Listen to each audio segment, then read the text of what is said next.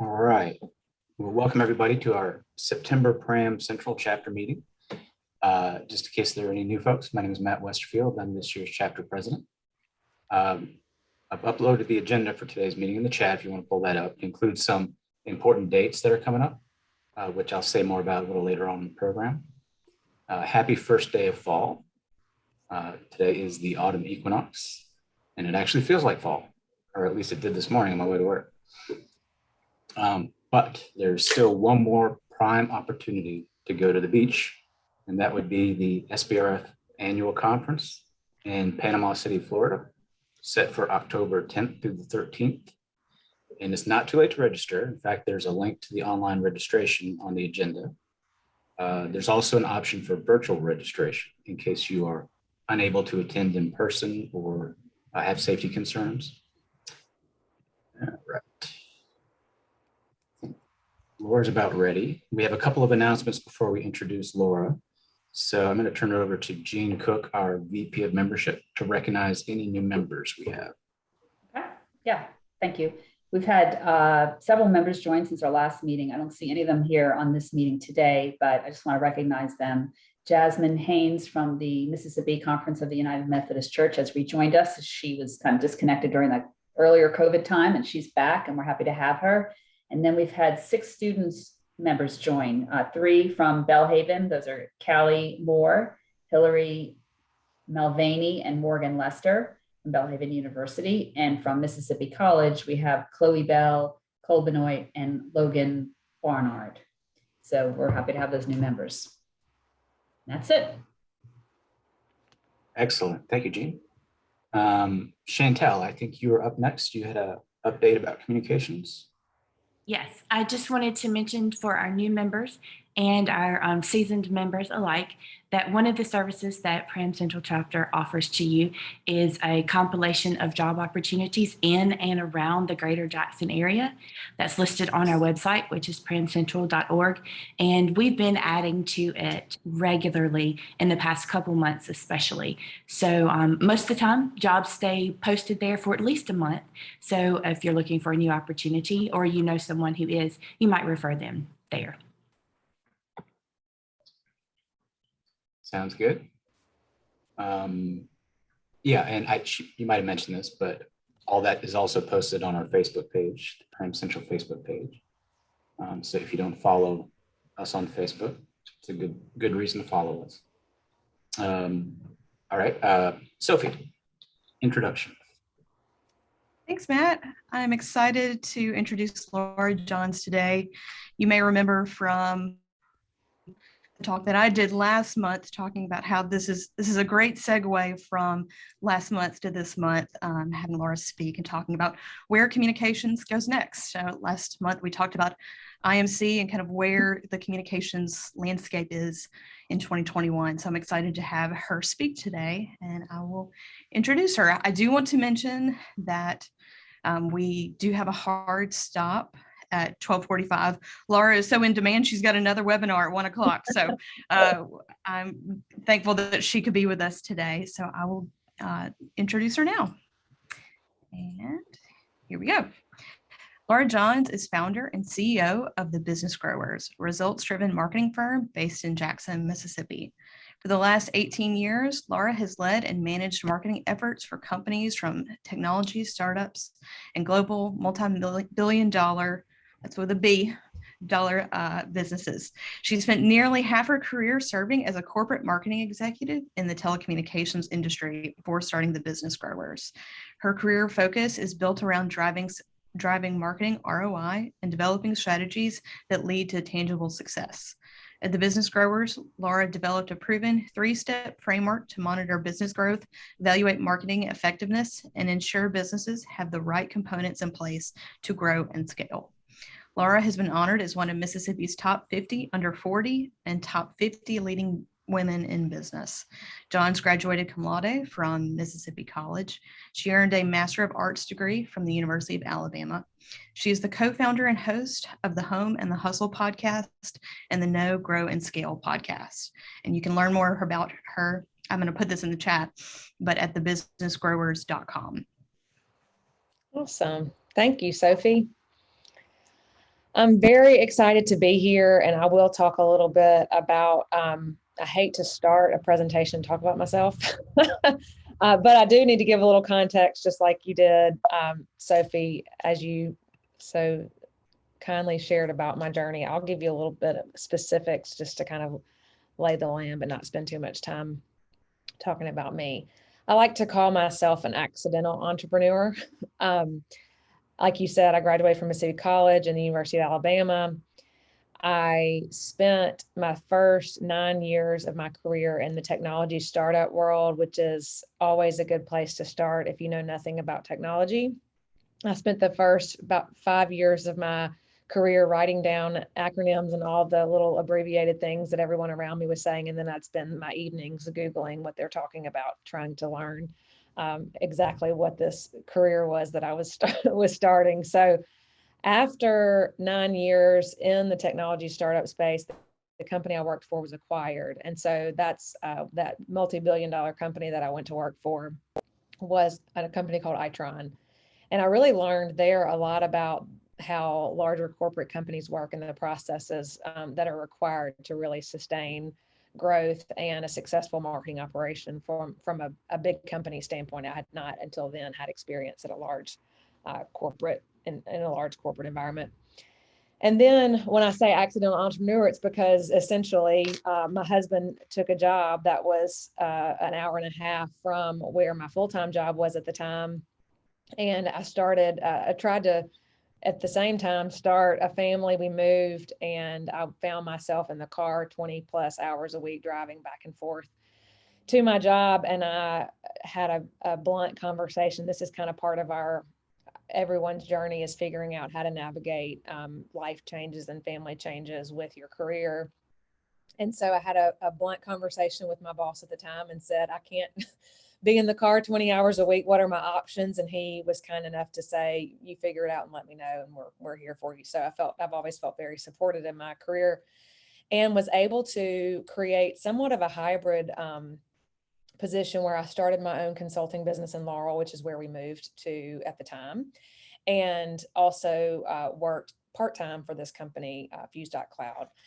Then after that, I came back full-time to Fuse.cloud and realized how much I missed the entrepreneur life. So I, again, started my own business. I named it something a little different to reflect more where I was presently. And in July, I officially started my own company, The Business Grower. So that takes you through my journey. But one thing that I have found to be consistent, whether it's in the small tech startup or in the multi-billion-dollar company, is that there are very, almost eerily similar things that we all struggle with, regardless of business type, whether you're B2B, B2C, nonprofit, government, whatever your position is. We're all trying to grow and scale what we're doing. And I, as you mentioned earlier, Sophie, I developed what I call the no, grow, scale method, because it actually hit me almost as I was preparing to go to bed one night and about to fall asleep and realize the same, we're all struggling with the same things. And I have realized, and the whole reason that you'll see plants and growth in the companies called the Business Growers is because I feel like one of the things that we all miss when we struggle to grow is the foundation. I found some statistics that the U.S. Bureau of Labor Statistics put out that talk about small businesses and growth and failure. And the first year, the statistic was 20% of small businesses fail, and the second year, 30%.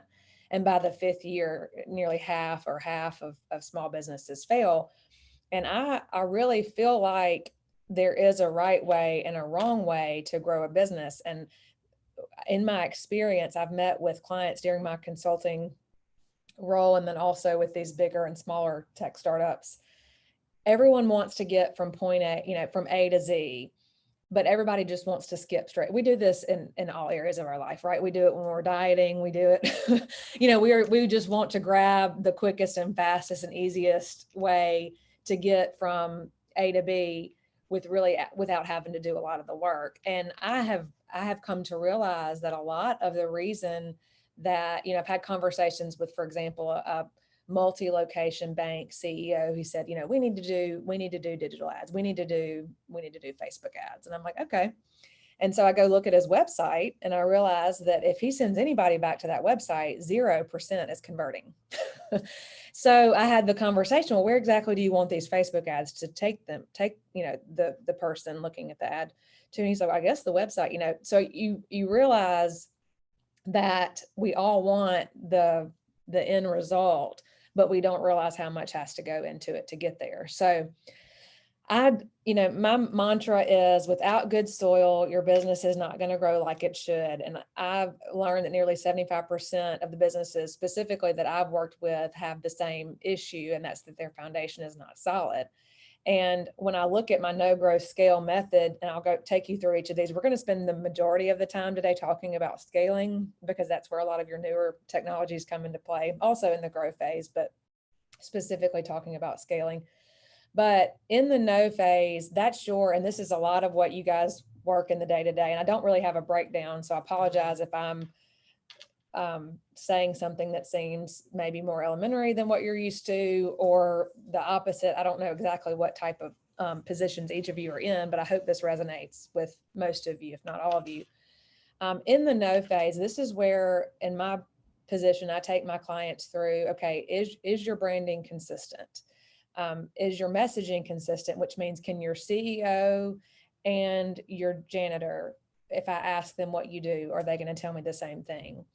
Is your, from a visual standpoint, are all of your assets consistent? And I know the bigger we get, the harder visual consistency is, because we have a new campaign or the new next best thing, and we decide to create a new look, and then we realize this looks totally different, and we're still using other materials. So some of this really foundational stuff, specifically, I know in a lot of what you guys do, it's in the messaging and what we're saying is, are we consistent with this, and do we know who we are?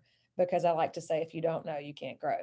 So before you even move into the stage of we're growing our business, we're moving things forward, make sure that these foundational components are all consistent. And also, just back real quick to the branding, one of the key branding components is also making sure that your brand reflects what you do. At Fuse.cloud, the company I worked for before I started my own business, I started there in 2014, and the company was called Broadband Voice. And so I had my first, day at the office and started talking to the CEO, and I said, okay, so let's talk about all the things that we do. He said, well, we've been doing voice for businesses, voice over IP for the last 10 years, and we do IT services, and we sell fiber internet. And I thought, well, your name is Broadband Voice and you sell fiber internet and IT services. So that would be confusing to a customer. So that was an element. Before we start looking at the other stuff, we really had to nail down the name of the company and the branding, appropriate branding. So we went through a whole exercise and decided that Fuse.cloud, which is, for lack of a better word, the whole goal was to resemble the fusing or blending together of different cloud-based services. So Fuse.cloud was the name we came up with, and that is now the brand and the name of the company, rather than Broadband Voice, that didn't accurately reflect what they do. And it also allows them to offer more services and products without having to go through a name change, because it's broad enough. So that's one of the things that is included in this no component. And then growing, of course, website. I know Sophie spent a lot of time last month talking about integrated comms, different, integrated methods to your communication strategy. So in the grow phase, you're actually able to develop communication strategies.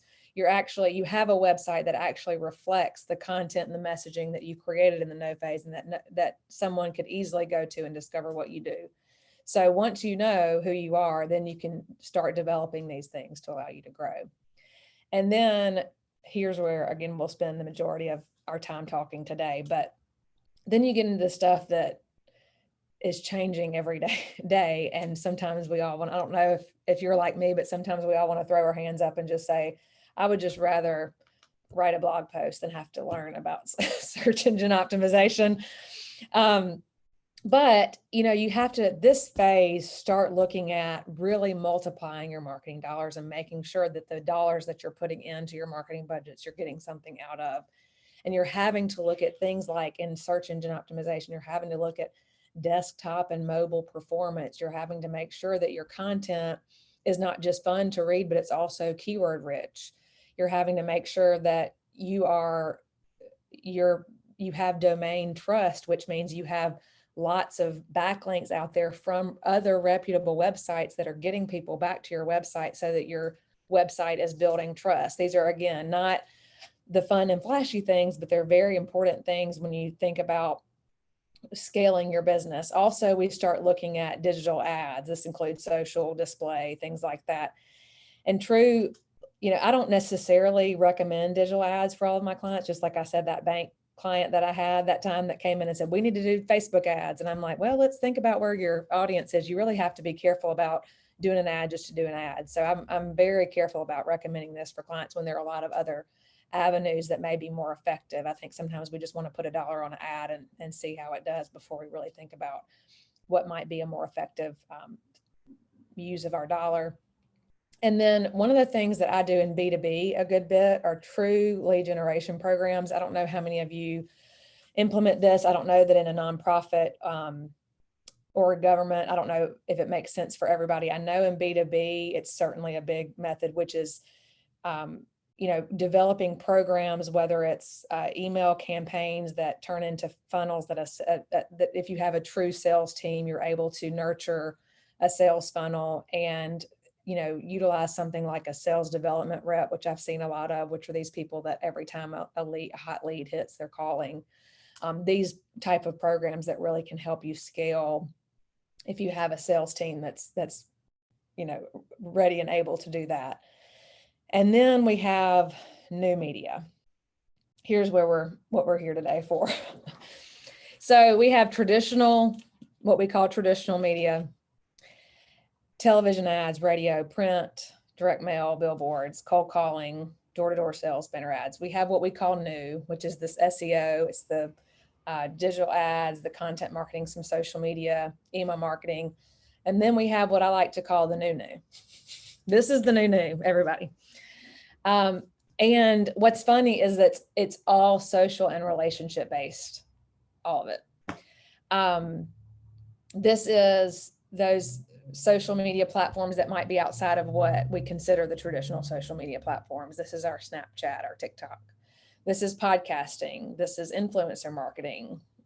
All the things that hover over us because somebody, our CEO says, why aren't we doing a podcast? And you're like, oh, whoops, this is your video platforms. This is your community building. This is your referral and loyalty programs. And this is your social selling.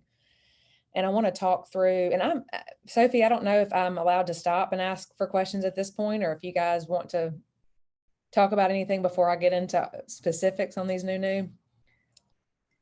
Absolutely. I will just do a plug. I'll put a link in the chat to this. I actually put a link in our discussion group yesterday about it was a deep data dive into the kind of content engagement nosedive that's been happening over the past couple of years and why platforms are prioritizing native content over, say, you do a blog, that used to be the thing. I think back to like 2015 where, it was all about create content on your own site, plug it on a platform, optimize it for Google, and how that has completely changed over the last 6 years. So I'll plug the discussion group if you were a member. I'd love to have you in that group, and we have some fresh content that's actually talking about this. Yeah, that's great. Does anybody have any questions about what I've discussed so far? I see some nodding. Chantel, you're nodding. So that's good. Hopefully this is resonating. Okay, well, I'm going to talk a little bit about the new, and I want to kind of preface this. I'm going to preface it and also end it with it's the common theme in all of the new media is it's not about us, it's about them. And that means it's about our customer, it's about our ideal customer, our client, whatever in your industry or business you call that person that you're trying to reach. I don't know if y'all have talked about this in other discussions, but there's a book called Story Brand that I would say, if you don't remember anything else I say today, I would suggest reading this. It's by Donald Miller. And I have to do a story brand check almost every day. Donald Miller wrote a book called Blue Like Jazz that after his book became a New York Times bestseller, he started looking into producing a movie about it. And I guess the years that he was working on the production of the movie, he realized, every movie, every compelling and every successful movie has something in common, which is there's always a hero and there's always a guide. And the entire book is centered around how to appropriately tell your brand story, but it boils down to, if you are the hero, if the headline of your website says, something that essentially boils down to it's about us, then, or something great about what you, number one, something, then you're making it about you. And the bottom line is it's about, you're the guide. You're the one showing the hero of the story how to get from point A to point B, but essentially they're the hero. So very good book. I would highly recommend it. But it really tells us that, especially in these new platforms, the role of storytelling is more important than ever before. And that's what we're all charged with, right? Is telling our story. So just not to bore you with statistics, but just to get our heads around how big the beast is of some of these new social platforms. Snapchat, 280 million users. And this was in 2014, 47 million. So you can see the growth here. 108 million of those are in the US, and almost 70% of them are US teens. So if you have a product or service that you're offering to a US teen and you're not considering Snapchat, then I would urge you to consider that. Also, TikTok, again, okay, 280 million users on Snapchat, 837 million users, expected to reach 1 billion users in Q4. I just joined Snapchat this year, and I kind of hate that I joined it, but I realize that in my line of work, I at least need to know what's going on. 63% of those are under age 35. Which, also tells you there's a pretty large percentage over 35. So people are getting on TikTok. I'm 38 and I'm on it, which I hate to say, but an example of a TikTok success story, I guess the positive is, unless you're investing in influencer marketing, which we're going to talk about in just a second, unless you're making a financial investment in that, this is free. This is a free platform. And I like that Chipotle did the burrito challenge, where they used the hashtag, hired a couple of influencers to help get it going, and then did a Halloween costume contest to win free burritos for a year. This campaign alone got 3.6 billion views on social media. So, it doesn't take much, just a creative mind and a hashtag, but you need to, if you're not already thinking about this in your marketing strategy, then it is something. I don't know, Sophie, if you touched on specific platforms last month, but it is something that you need to be thinking about and doing some research on. And then again, I meant to say this at the very beginning, we're all learning together. I'm learning these things too. So I'm by no means an expert. Many of you on this call today may know more than me about some of these things. For example, in podcasting, I think that it's very effective. I think that I actually have a podcast for working moms that I lose money on. I don't make money on it, but I thought it was an important discussion to have about the things that people don't tell you about being a working mom. But I think one of the mistakes that we're making in podcasting right now is the fact that we're, again, making it about us. So one of the things that I urge you, if you're considering podcasting or have considered it for your business or are currently doing it, is consider a host that's external to your business. And I like to think of someone who is like your ideal customer or client, and then consider them. Or if you do it, just make sure that you are not talking about yourself on the podcast as much as possible. Talk about things that are important to that ideal customer, not about what you do. alternative to an actual podcast producing it yourself is to sponsor one that fits that ideal client that maybe perhaps they're listening to. I like local podcasts. I like, a lot of those are a little bit easier to get into. So I have some recommendations if you guys are looking for local podcasts. Sophie may know some as well too, I'm sure.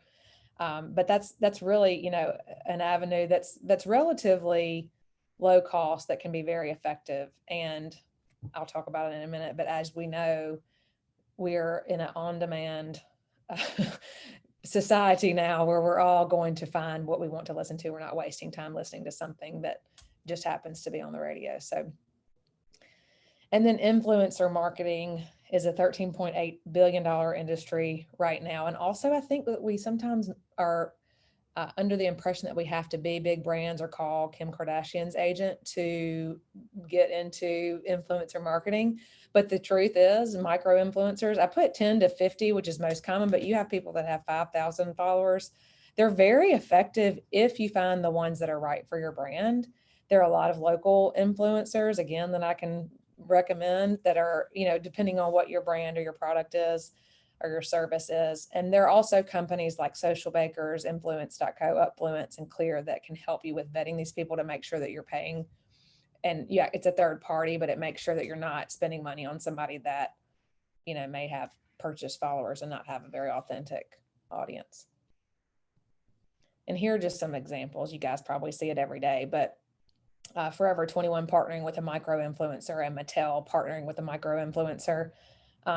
These are big brands that are partnering with people that don't have that large, a following.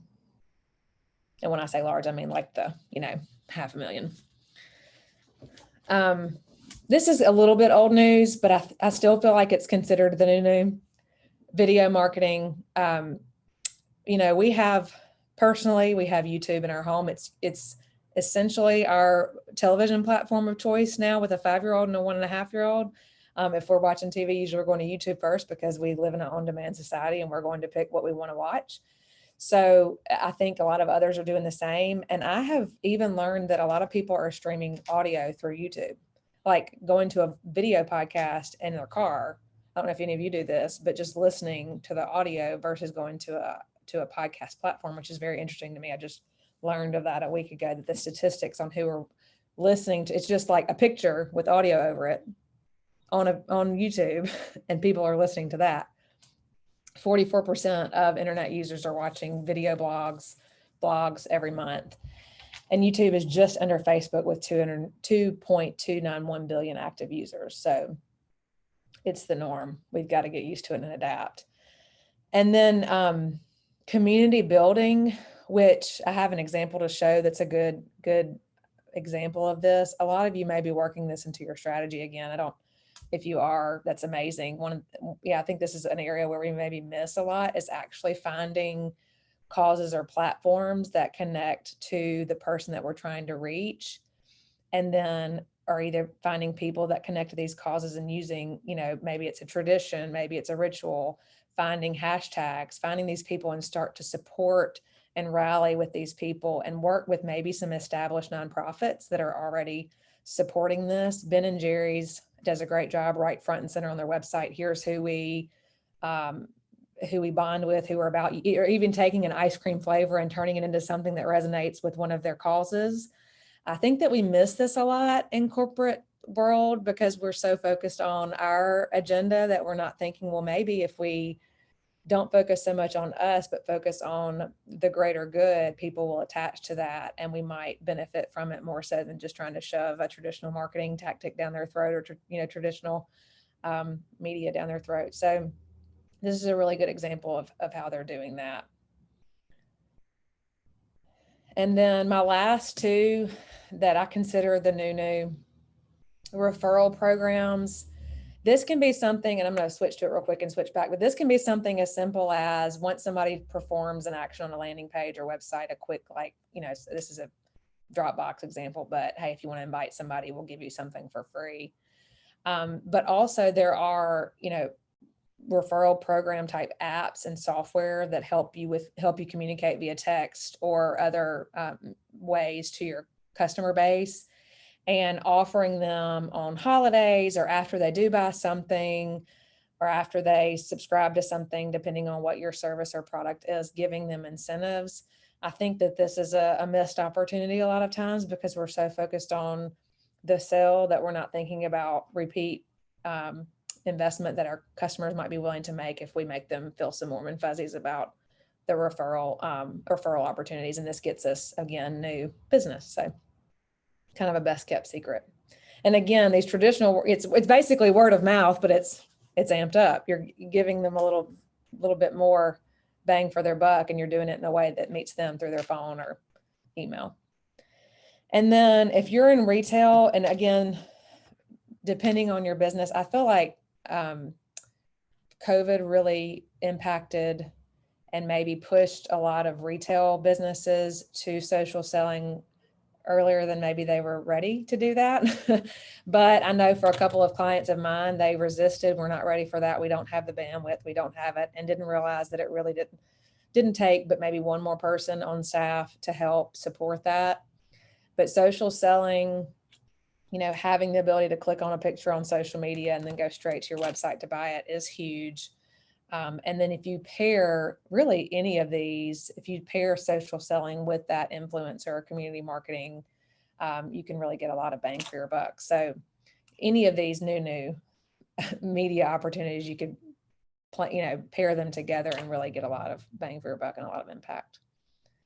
But just to summarize, it's not about us, it's about them. And especially in the wave of these new media platforms, we have to remember that it's much less about what we have to say and more about how we can build community and get people to support causes and what we're about that maybe isn't quite so direct as us just telling our story.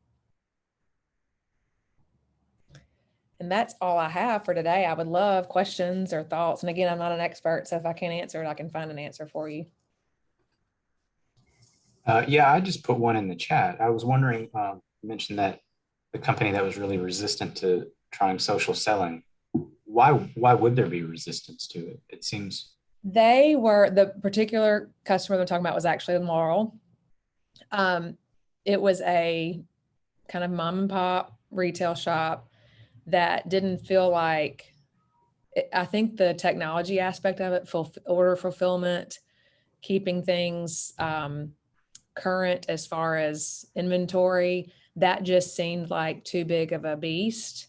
And I don't think that with zero knowledge to a Shopify or an application that really you have, an app on your phone and you're able to manage it all, it was just something that seemed to be too big of a bear.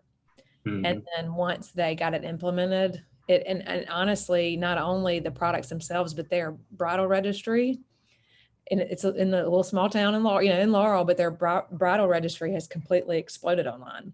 Mm. And now someone can go buy for a bride, have it delivered or picked up, with the touch of a button. But that was just something that I think for them was just, they had always done it a certain way, which we, it's what we're talking about today, traditional media. We've always done it a certain way, and now we're having to really think outside the box. But I think it was just too much for them, and it's proven to be really successful. I had a question. I was wondering if you could talk about the value or maybe lack of value of the old ways, because sometimes our leadership, wants a billboard or, those things, or thinks a TV ad is effective. So what kind of information or what is the value of those types of This is a great question. That's a great question, because a lot of my clients are in the same boat. I actually had a client call me last week who said, can you find a Hispanic radio station that we can put an ad on? And I'm like, okay, well, there are none in Jackson.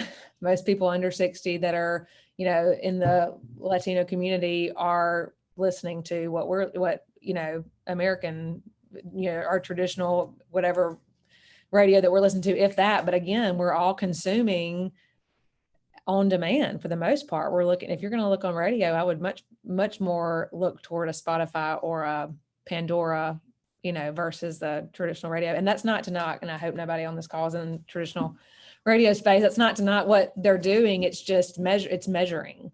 And so that's usually my first, conversation with somebody who's very pro traditional media. There's nothing wrong with it if that's what your audience is listening to. But I think the only way that you know that is to measure.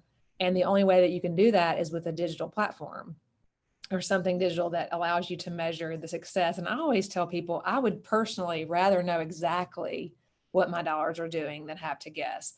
If you go back to like the know phase that I was talking about, from the building brand equity standpoint, I think that if you just decide every year, here's how much of my budget, I'm okay with not knowing what the return on these dollars are. And I think it's probably wise to have that. That's your, sponsorships, those are essential things, because it's almost like the keeping up with the Joneses things, the things that you have to do to, especially in small Southern markets, where if you don't sponsor the Ducks Unlimited banquet after you sponsor for 17 years, then you're going to, people are going to wonder where you've been.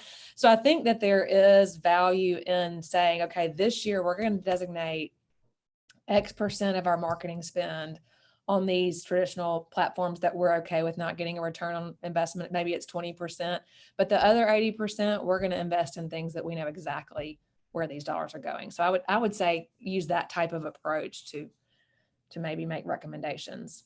Thank you. Anybody else? I haven't looked at the chat to see. Did you say that you just launched the Business Growers in July? I did. Wow. But how's it going so far? It's going great. The company that I started in Laurel was called the Small Town Creative. That was the true accident. I started an Instagram page because I was a creative in Laurel that knew no one.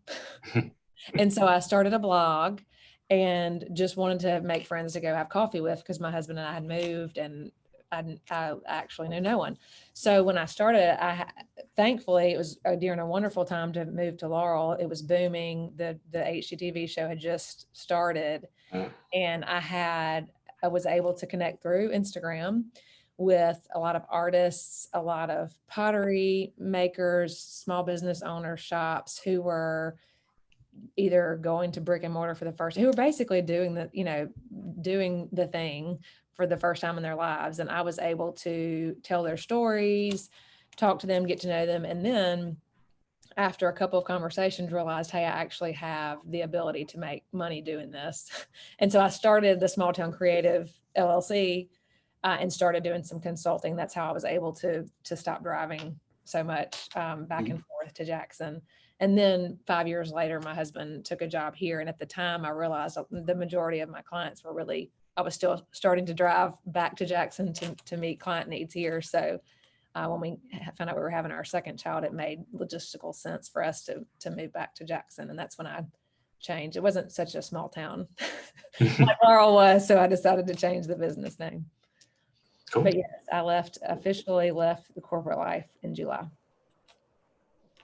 Hey Laura, this is Kelly. I have a question for you. Hey. Hey, how are you doing? I know you. I know you too. So I guess we can't say we're cousins in here, right? No, I'm kidding. But my question is about blogging. If that is something that is an area, I guess, in state government that we're wanting to, we're doing more video production, like driving our messages through Facebook mainly. But if we're wanting, if that was something that was like a wish list item or a long-term goal, what are some, I guess, tips you would give on length of content, starting a blog, just I guess the 101 for blogging. Yeah, I feel like just kind of going back to making sure that it's not about you. So I actually recommended to someone the other day, like maybe they worked at a hospital, and I said, maybe it's not about what the hospital is doing. It's just about a nurse. And you have a nurse, the whole platform is her telling her story and her daily life and what she experiences. Because really nurses have it like the hardest right now, nurses and doctors and these people who I know over the last 2 years that we have been so interested in their experiences because of what is going on in our world. Think of like, are people really interested in this? This may be, the answer may be yes, but are people really interested in our CEO talking about, the latest policy changes? Or are they really interested in like how in the world this nurse with 4 kids got to work and cares anything about changing a 75-year-old man's diaper? I don't know, but Yeah. you just think about, my whole thing is just like, think of outside the box about what people really are interested in. And then also my like urge to people is don't think it has to be perfectly produced. Because if we've learned anything from social media, we've learned that people really don't care how pretty it looks. And in fact, like 4 years ago, the wave of the perfect Instagram feed was going on. I don't know if y'all remember that, with the aesthetics and the color, and it has to look right. And we have learned that people really don't care about that. It doesn't attribute to growth. So, if it's an iPhone and a, iMovie intro and outro that you Right. do yourself, do that before you don't do anything because you're afraid it has to be perfect. And are there, I guess, examples out there or accounts that you would say look at to get an idea? Or I would have to look before I make recommendations, but yeah, I can Okay. certainly send you some. I have your contact info. I feel like I'm sure there are plenty out there that are examples. Yeah. Okay. Well, thank you. I appreciate it. Yeah. Laura, I do have a question. Yeah. I imagine many of us, regardless of industry, are probably facing the same thing that you do with your clients. Say we're talking to a traditionalist, we'll call them, Mm-hmm. and we have to deliver some of the same messages that you're doing for your clients of like, okay, we need to evaluate our foundation. We need to talk about not only where you want to go, but the best way to get you there without necessarily taking a directive. We need to be the ones driving that conversation. Would you give us just like a example of what you would tell a client and how you might walk them through that? Yeah, I honestly, and I go back to a podcast that I did not too long ago about imposter syndrome, because a lot of times we forget that we're put in positions that we are because somebody thought that we were good enough at what we do to hire us and pay us a salary to do it. So I've lost clients this way. I will say I have, by being very direct. So I don't want to put your job at risk, but I will say that having that conversation where you say, from what I have observed, you have hired me because of these reasons, X, Y, and Z. You trust, and you maybe give some examples of things that you've accomplished that were big deals. I've had the pleasure of being able to walk this organization through X, Y, and Z that I felt like are really major milestones. And so I assume that you trust me, and what I need you to do is trust me in this next phase, because things are changing. And you are, all of you being a part of this organization means that you're putting in the work to stay informed of the most cutting edge and next wave of technology. More than likely, no one else in your organization is doing that, right? So, making sure they understand that you're making a personal investment to stay aware and, knowledgeable of these things. And I think, I'm sure there's research out there, and I can probably find some in reference, but just how important measurable results are. I would think that anybody at that level would understand that measurable results are really, in this digital age, almost a necessity. So going back to that conversation, I didn't get your name. I'm about to scroll up and look. Jean. But what Jean was saying earlier, going back to that conversation where you could say, I'm going to make recommendations that allow us to measure the return. And that's, with these X, Y, and Z different new platforms, I'm going to need you to trust me, is the type of conversation. Or, I always say, okay, what'd you hire me for? And then let them tell me what they hired me for and say, okay, well, if you're, paying me to do this, then I don't want to give you results that, aren't going to positively affect your business. And I'm really focused in my business on driving ROI. And I don't do contracts in my business because I want to make sure that if I can't give them a return on investment, they're not stuck with me. So I'm really focused on ROI. And I think the only way that you can make sure that you continue to see positive ROI is to be able to measure it, which is with some of these newer platforms. Does that help? Absolutely. Thank you. Hey, my name is Jasmine. Thank you for your presentation today. I have a question that's kind of on the coattails of that, because I think it's a similar situation. I'm totally new media, but there's a request that keeps coming up. I work for a nonprofit. I work for the United Methodist Church in Mississippi. And so one of the directives, instead of letting me lead the strategy, is it keeps coming up that, well, the wording will be, we want this newsletter in multiple formats, but what they're really wanting is printed pieces. And I feel like we're going back 20 years, and I can scream that to the rooftops. I can prove that the numbers, the money, the return on investment are not there. But it still keeps coming up. My thought was to send out a survey to see who all actually would prefer printed pieces over the digital media, to prove that this is just a small group and it's not really worth investing a lot of time and resources in. But I think that may not be enough. Or do you have any other ideas as to how I can go about satisfying the requests, but at the same time moving them in the right direction, like the 20th century? Well, if it makes you feel any better, someone after a conference that I helped plan, this was back when I was in the technology business, the CMO of the company said, okay, now that the conference is over, I want you to put together a binder. He said binder for every conference attendee with pictures and mail it. This was in like 2016, but he said binder. And I was like, I'm sorry, did you say thumb drive? And he was like, no, a binder. And I said to him, I think that is a complete waste of money, but if you tell me to do it, I'm going to do it. So there are, I think in all of our businesses, even today, I will tell my clients, I think that you are wasting your money and that's what you're paying me to give you as my best advice. But if you say do it, I'll do it. Are your members or the people that are part of your, that I guess member organizations, are they paying a fee or anything to receive your services? Not directly. No, I mean, it's like tithes and offerings is what pays the services that happen at the administrative conference level, but no, it's not specified that they pay for a newsletter. Okay, I was going to say you could make it a little additional for those that still want to receive a paper newsletter, and then for those that are with the times, give them a break on that. But if you're not charging anything, then that's probably not.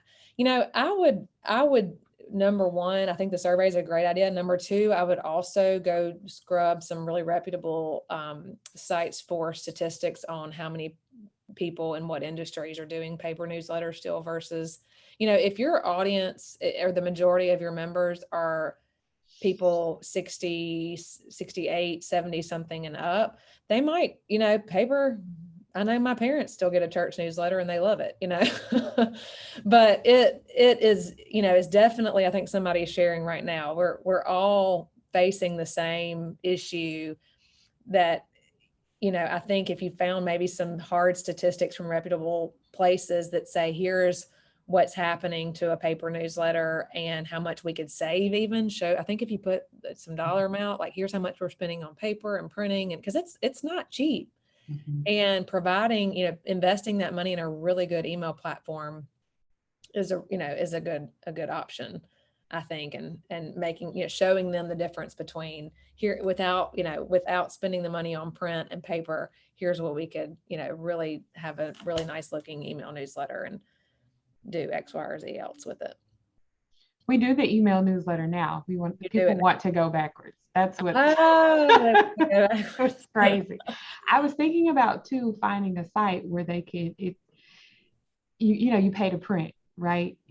I don't have to create an additional copy of the newsletter to format it to send to a printing company, but they can just download the PDF. But then that hurts the people who are in rural areas and don't have Wi-Fi. So I don't know. Yeah. It may just be the nature of where, at some point, maybe we'll all move away from it. But I do think that especially, in the particular industry you're in, I think it sounds like that might be around for a little bit longer, but we all understand. Thank you.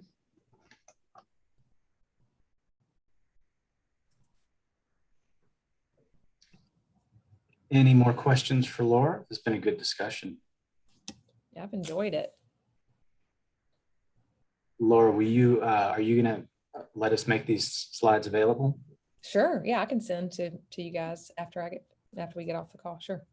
That'd be great.